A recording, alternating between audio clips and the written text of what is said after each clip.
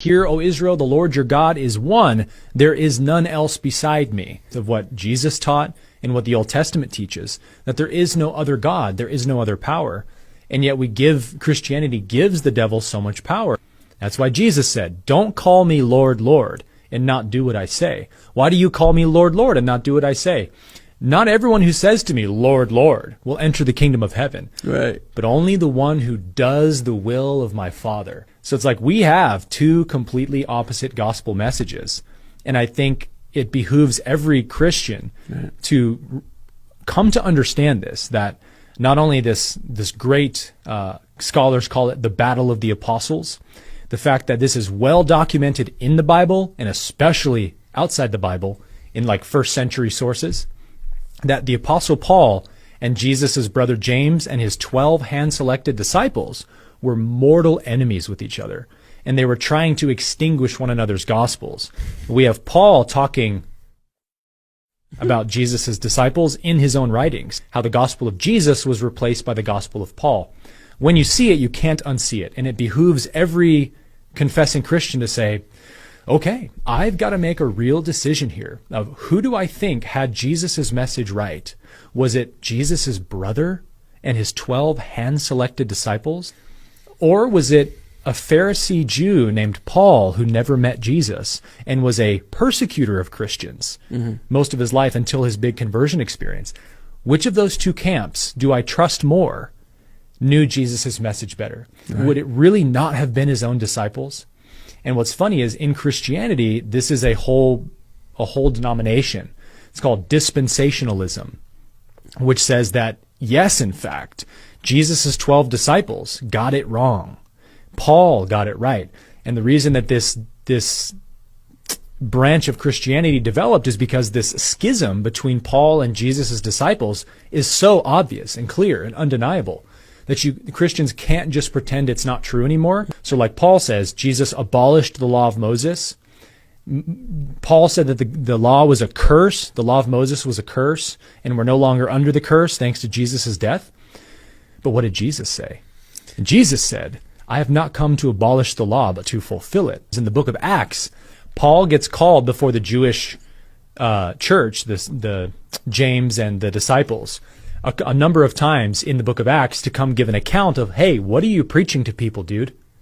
And when he goes before James, I believe in Acts 15, James, when they make almost no mention of James in the book of Acts or the whole New Testament, which is like a huge scandal, because this is the appointed successor of Jesus and his own blood brother, who is called James the Zaddik, which is the highest honoring title in Essene Judaism, which means the righteous one, the teacher of righteousness. So James was the Zaddik, or the just, and his 12 apostles. Paul gets called before them, and they make very little mention of James, but they do mention that he's the leader of the church. And James says to Paul, the Jews have been accusing you of apostasia, is the Greek word, that you are teaching them to forsake the commandments of Moses. And apostasy would be the greatest accusation you could make. And now the King James doesn't use the word apostasy, because that'd be way too harsh language to let Christians read. They say, I can't remember what the word is, but it's like forsaking, or that you're forsaking the law of Moses. But James said that you're committing apostasia, teaching people not to follow the commandments of Moses. And Paul essentially denies it. No, I would never teach that, which of course he was, all through his epistles. The law of Moses is a curse. Don't follow it. Jesus abolished it. But when he's in front of the disciples, he's like, oh, I would never teach that. And they make him take the Nazirite vow to prove to everybody that he's not anti-law, but that he obeys the law. And he takes this 7-day vow where he purifies himself and all this stuff. And so it's this scandalous thing that the apostles are trying to call Paul into account for his teachings. So in the Dead Sea Scrolls, this is the amazing story of the Dead Sea Scrolls, that they were discovered in 1947, I believe, and very quickly the Vatican sent its team over to the Dead Sea Scrolls, and they took the Catholic scholars took the scrolls into the Rockefeller Library or Museum, and they kept them sequestered there for like 40 years without sharing them to the public. And you have all these scholars around the world, Jewish scholars, Christian scholars, non-Christian scholars, who are dying to get their hands on these documents. And the Vatican the French Catholics from the Vatican are like, nope, we've got them and we're doing our work on them. Don't worry, we'll let you know what they say. So thanks to the work of a couple scholars named Robert Eisenman and Michael Wise in the late 80s, early 90s, they went to legal war with the Vatican scholars, saying, you guys don't have the right to keep these documents to yourself. And they eventually won, and the Dead Sea Scrolls were released to the public, and then all the scholars started tearing into them. And now what the Vatican scholars, the Catholic scholars said was, oh, these are a bunch of scrolls by an ancient sect called the Essenes. And so they're not Christian documents. They're not from the early Christian movement. Don't worry, nothing to see here. Just a couple hundred years before that from the Essenes. And what's funny is there's no mention of the word Essenes in the Dead Sea Scrolls. Everything that we know about the Essenes, from like Josephus and Pliny and Philo, that they were vegetarians, they were super anti-war pacifists, they lived in the Qumran desert, on and on and on. All the documents in the Dead Sea Scrolls are very opposite of that. They're very like, they call them the Zealots. They're very zealotous documents, meaning they're all about the end of the age. They're apocalyptic, they're messianic, they're about going to war with the dark forces of the world, and this great apocalypse is coming where God's going to judge everyone. And they're very warlike almost. So the Christian scholars and non-Christian scholars are going over these documents being like, there's no mention of Essenes here. Like, there's some correlations, but like, there's a whole lot of other stuff here that's making us scratch our heads. And one of the words that is in the Dead Sea Scrolls is the Nazarim and the Ebians, which means the poor ones. And so the Ebionites is a sect of early Christians that first, second, and third century scholars and historians document that they were vehemently against Paul the Apostle. They called him an apostate. They said that he was deceived by a demon who was pretending to be Jesus in order to corrupt Jesus' gospel. And when you study the Dead Sea Scrolls, there's these themes that keep appearing.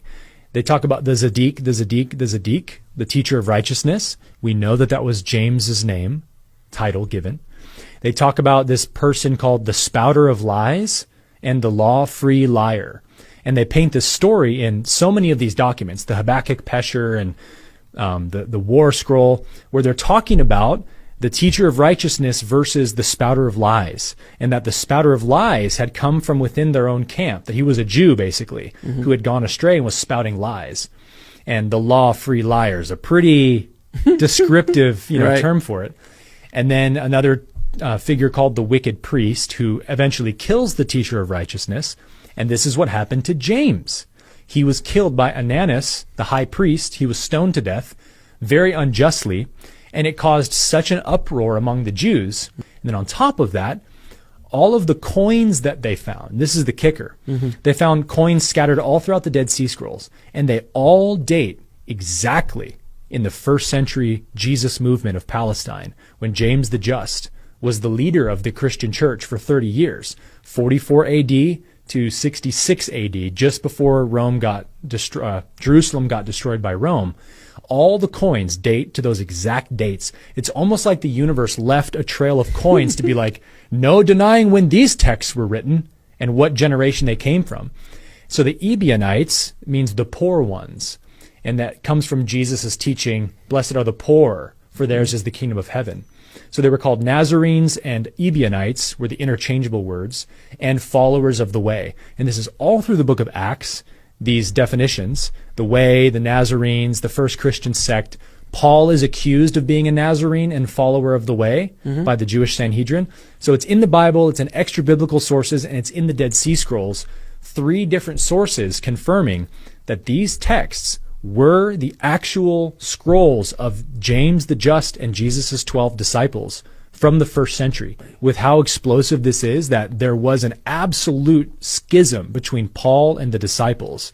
Again, it forces every Christian to, because what if this is true, right? If you're a Christian listening to this, what if this is true, that your master Jesus had his gospel distorted and changed over time and lost to time, and you've been following mostly a false gospel of his?